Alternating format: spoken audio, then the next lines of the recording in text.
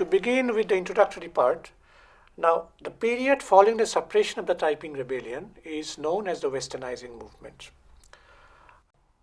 Westernizing movement means learning from the West, and this learning from the West essentially means gaining knowledge about Western firearms and to establish a Chinese army, well-equipped modern Chinese army. The Manchu government will be able to suppress rebellions, internal rebellions in different parts of the country. And this phase partly coincided with what is also known as the Tung-chih Restoration and the self-strengthening movement, which covers a period from 1860 to 1895. That would be followed by the reform movement of 1898, which was a bourgeois reformist movement that sought to make a break with the old Confucian learning and learn from the West. Now, during the last stage of the Taiping rebellion, the Manchu ruling clique were in possession of Western firearms, and it was only with those Western firearms that they were able to suppress rebellions in different parts of the country. Not just the Taiping rebellion, but a number of other rebellions which coincided and also followed the rebellion in other parts. The Manchu rulers realized that they should not only learn how to use Western firearms, artillery, steamships, etc., but they should know how to make those things.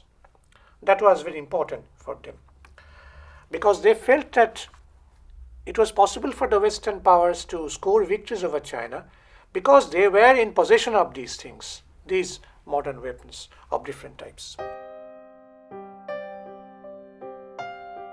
The expression Tung-chih Restoration comes from the name of the emperor, Tung-chih, 1862 to 1874.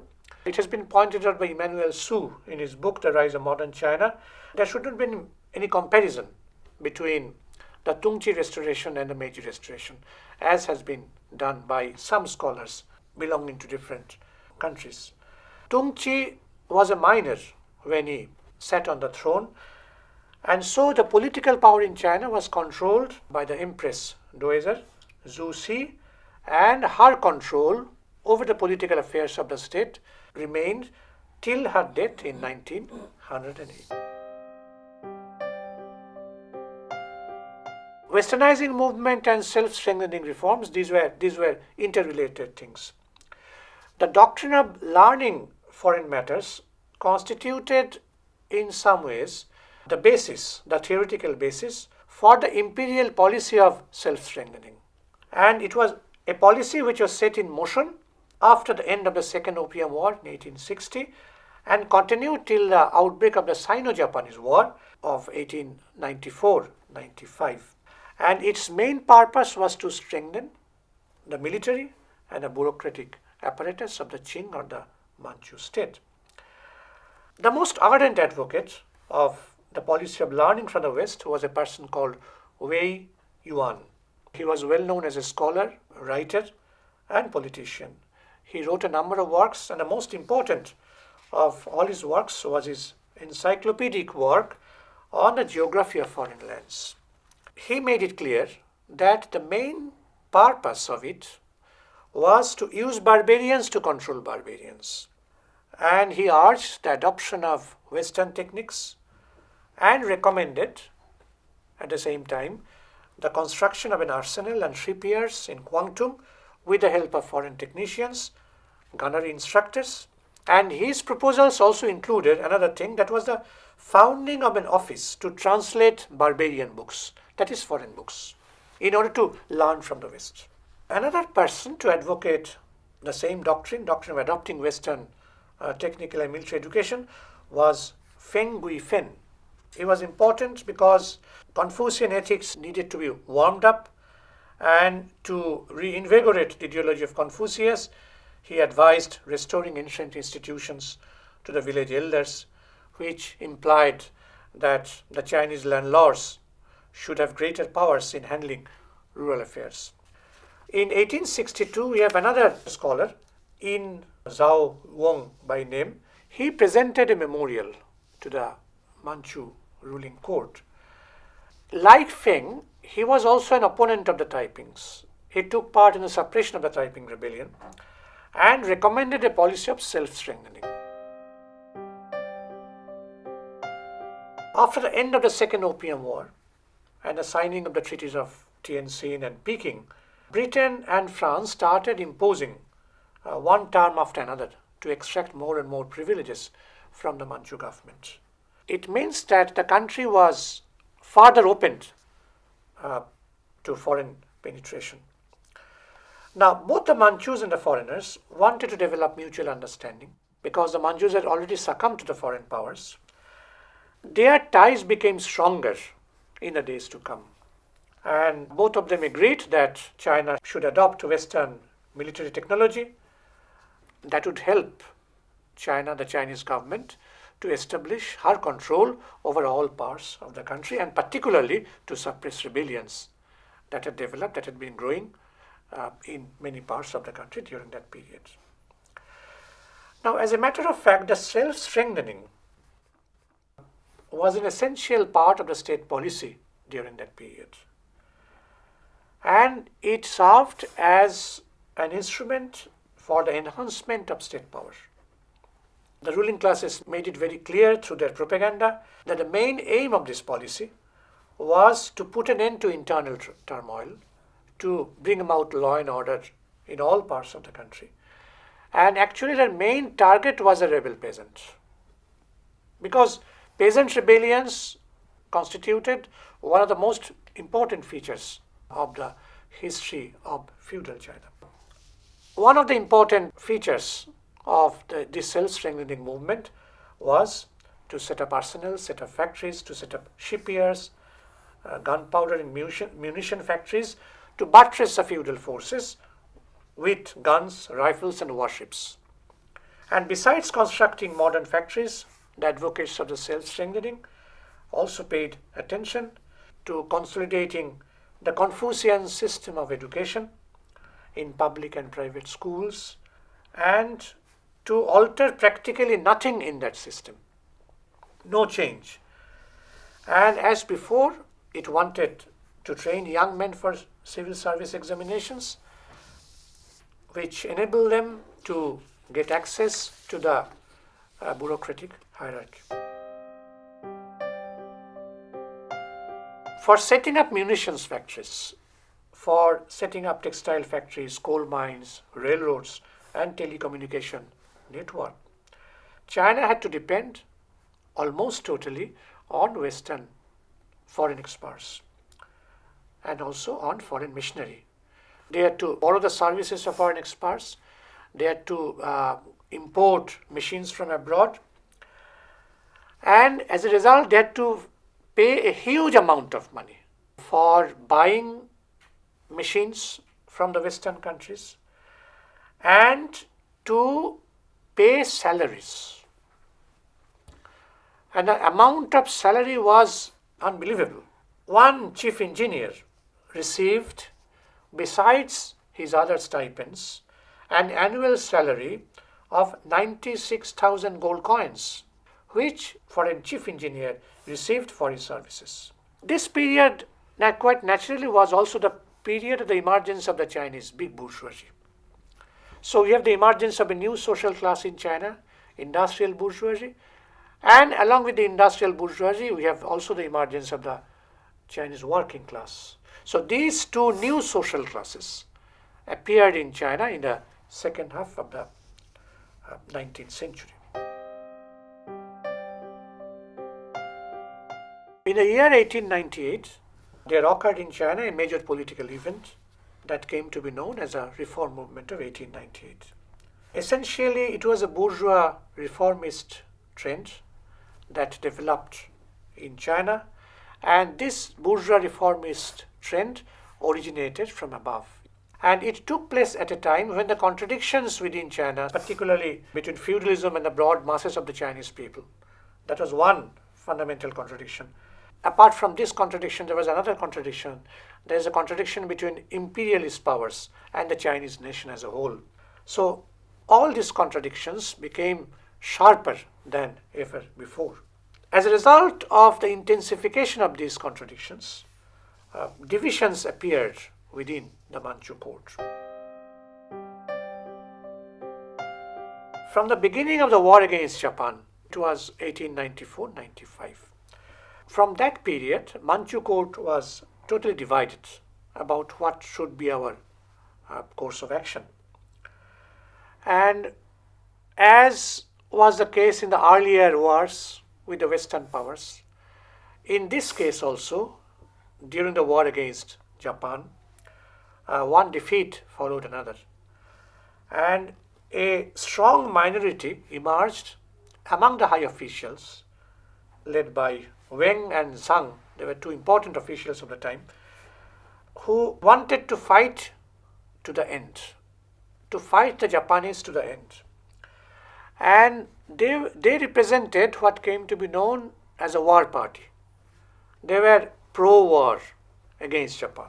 Their stand aroused strong sympathies among some of the provincial officials, scholars and merchants of the big towns. As for example, Cantonese merchants, they formed a committee which included 72 guilds and corporations of the town, and it was this committee which collected funds to meet the expenditure of the war. And the war party consisted of people with varied aims.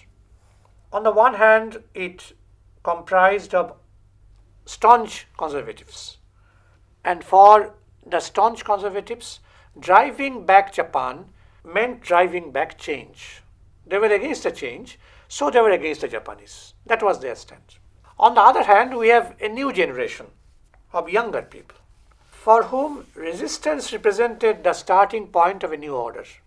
These younger men, belonging to the new generation with new ideas, they started to win over some of their elders. Among them, Wang was one.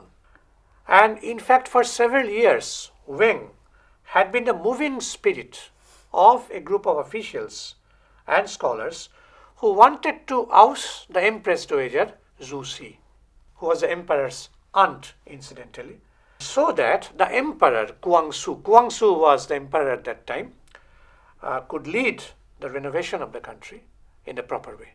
So you said that some historians have compared the Meiji Restoration in Japan and the Tung-chih Restoration in China. What are the basic points of this comparison?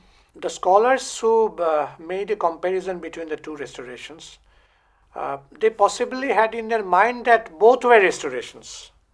But apart from this, there was hardly any similarity between the two.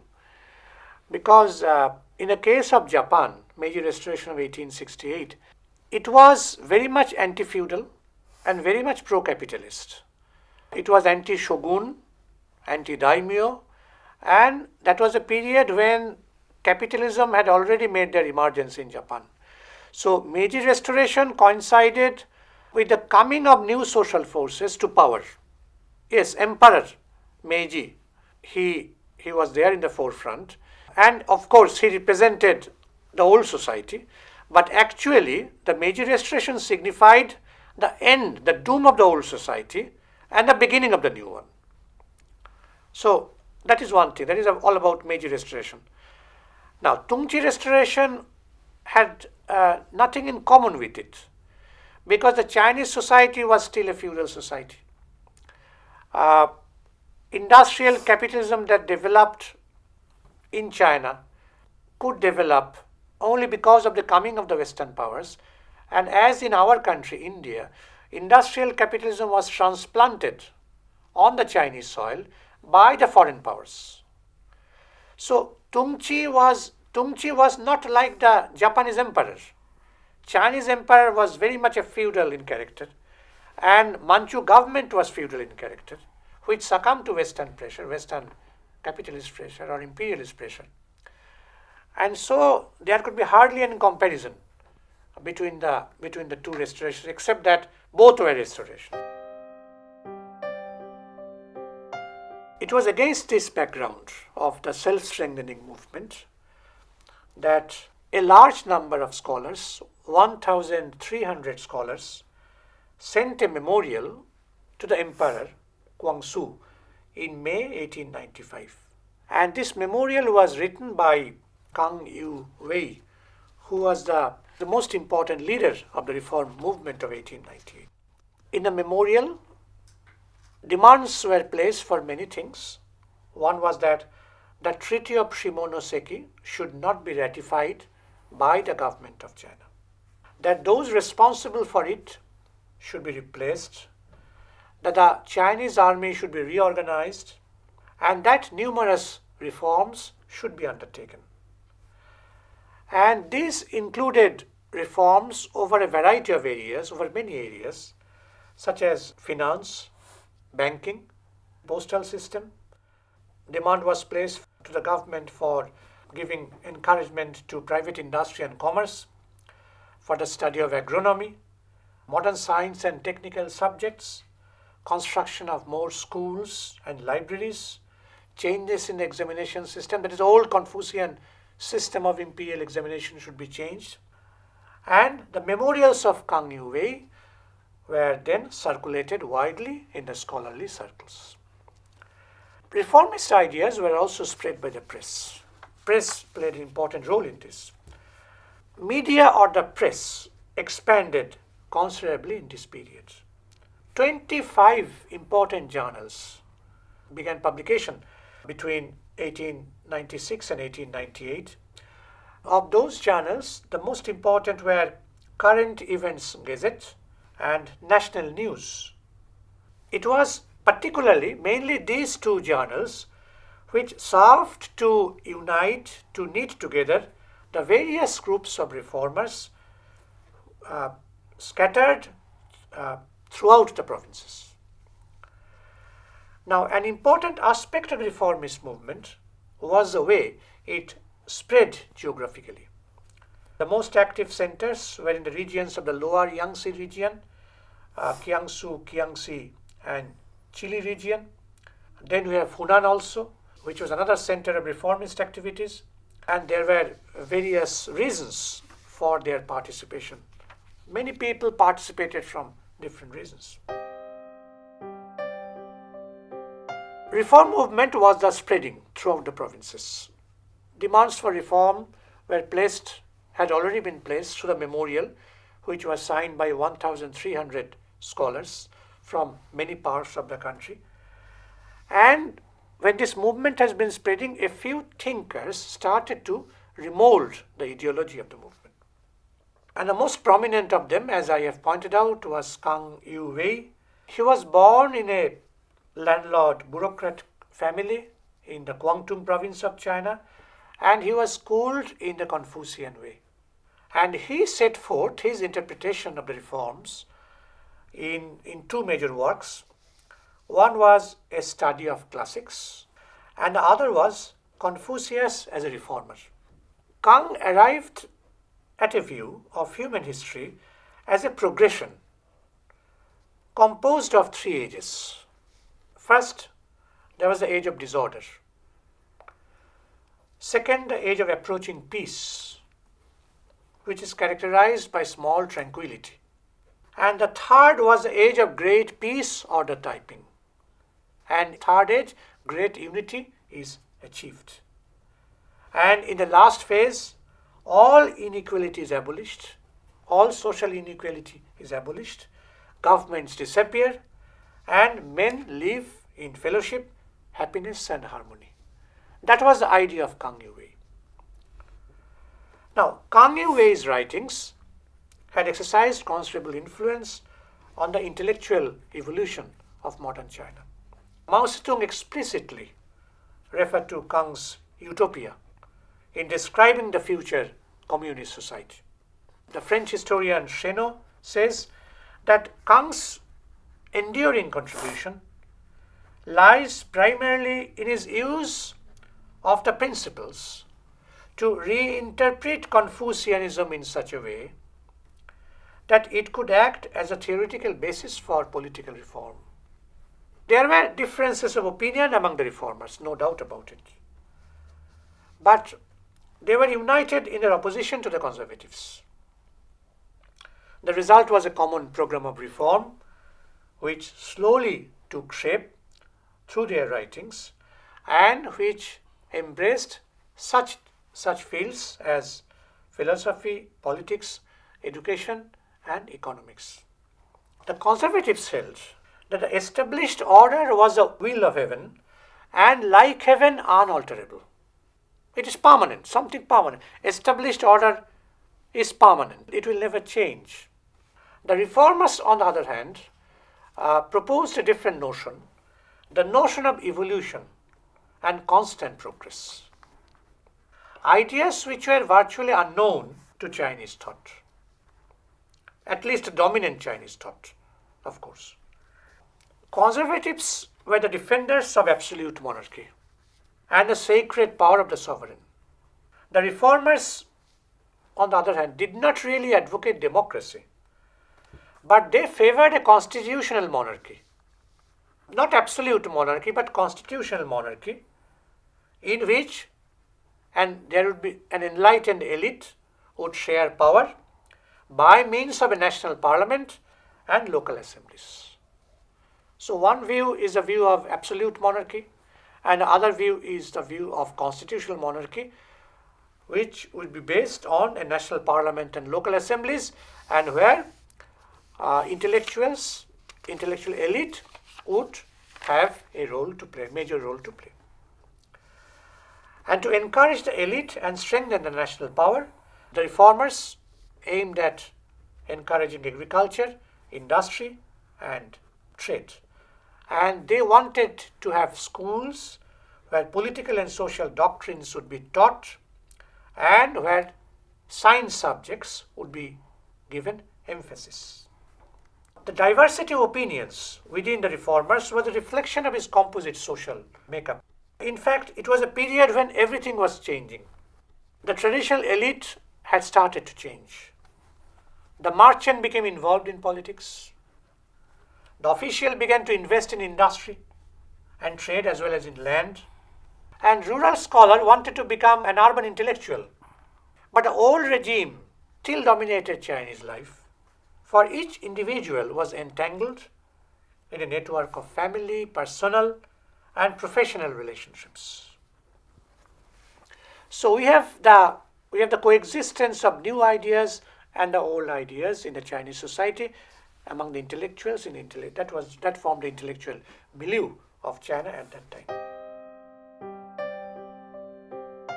Now in April 1898, the Association for National Defense was founded, which actually acted as the embryo of a political party. On 11 June 1898, the emperor issued an edict, and through the edict, he announced his decisions on national affairs. This marked the beginning of the attempt at reform known as the 100 Days of Reform or the Reform Movement of 1898. Actually, it continued for 103 days from 11 June to 16 September 1898. And between June and September 1898, a large number of edicts came out, and these dealt with reform of the administration, education and economy. Large numbers of useless offices and posts were eliminated. Subsidies paid to all Manchus were abolished, and all officials and subjects were allowed to address suggestions directly to the emperor. The old academics, as well as temples which had fallen into disuse, were to be transformed into schools. Peking University was founded at that time. Science and politics were taught in schools and universities and were to be included in the subjects of examination. Plans were also made for preparing a budget. So far, during the 100 days, the empress, Zhu Si, had given a free hand to the emperor in order to avert an explosion of anti-Manchu feeling. But now she had the emperor imprisoned. Guangxu was imprisoned by his aunt, Empress Zhu Si, and all the reformist leaders were executed. All the reform movements were revoked by the empress, except for the edict founding the University of Peking. So it was in this way that the reform movement came to an end. It was a short-lived affair, and it proved that it would be very difficult for the Chinese people to bring about change through reforms. So the only alternative left at that time was alternative of the revolutionary overthrow of the existing regime. And that was a task which was left to the Chinese people, who were to be led by Sun Yat-sen. Please explain the age-old idea of everything unalterable. That idea should be traced back to the Zhou period, which came after the Shang dynasty in China. It was a slave society at that time, and Zhou rulers, they developed the idea that all things on earth, heaven, earth, and human beings, these are controlled by nature, these are controlled by heaven, and that all things are permanent. There are laws which are permanent. And so, since the Zhou rulers had come to rule over China by the mandate of heaven, they received the mandate of heaven, they received the mandate from the Lord on high, and so they would continue to rule.